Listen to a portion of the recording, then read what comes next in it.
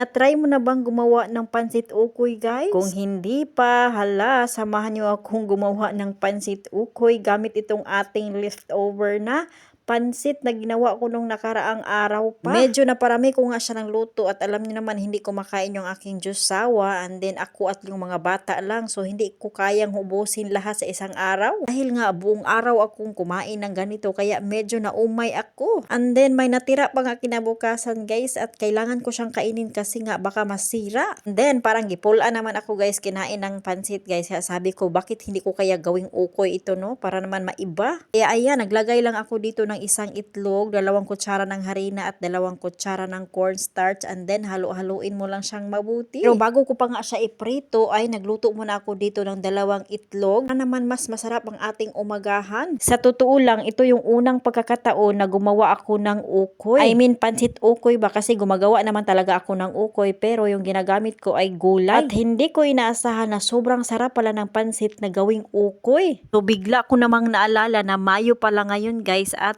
halos araw-araw ay may fiesta. At alam ko na halos lahat tayo, guys, ay magluluto ng pansit tuwing may okasyon or tuwing may fiesta. At isa na talaga yung pansit na hindi mawawala sa handaan. Aminin natin, guys, sa tuwing fiesta, yung pansit lang talaga yung maraming natitira kasi nga yung tao ay naumay na sa pansit. Kasi halos lahat ng naghahanda ay may handa talaga na pansit, kaya naumay na yung iba, no, yung mamistahay ba, naumay na kumakain ng pansit, kaya kung yung kinakain lang nila ay yung iba, yung karne-karne. Ayan tuloy, palaging natitirang ulam tuwing fiesta itong ating pansit. At hindi ko naisip noon na pwede pala tong gawing ganito, guys, kasi yung iba talaga ay nasisira yung pansit kinabukasan, especially if wala kayong ref. Ay Diyos ko Lord, talagang sira at itatapon mo na lang siya, guys, kasi nga wala nang kumakain kasi medyo nangangamoy na. Kung alam ko lang to noon, guys, na pwede pala siyang gawing ukoy o pritohin, ay ginawa ko na noon, guys, kasi ang daming nasasayang na pansit. Pero wala na tayong magagawa, guys, nakaraan na yun. So ngayon alam na natin ay pwede palang ganito, ay why na. So ayan, luto na nga yung ating ukoy na pinrito, no, at tingnan nyo naman, guys, kung gaano kasarap niyan. Napaka-crispy talaga, no, dahil nilagyan natin to ng cornstarch. So ayan, hindi talaga ako nagsisisi na dinamihan ko ng pagluto ang pansit nung nakarang araw nga. Kasi nakagawa ako ng napakasarap na crispy pansit ukoy. Walang biro talaga, guys. I-try nyo nga kung may mga tira-tira kayo dyang pansit ay i-try nyo. Itlog at harina lang ay bites na. So at ito na nga yung aming ulam for today's video. Yung ating umagahan, guys. May talong, may itlog at itong ating ukoy. O ito na nga yung pruweba, guys, na sobrang sarap talaga ng ating crispy pansit ukoy. Makikita mo naman sa mukha ng aking Jonakin kung paano siya kasaya at nasarapan sa ating nilulutong pansit ukoy. O siya, hanggang dito na lang muna. Salamat Lord sa blessing at sa inyong mga Mare. Salamat sa panonood. Bye-bye. God bless you all.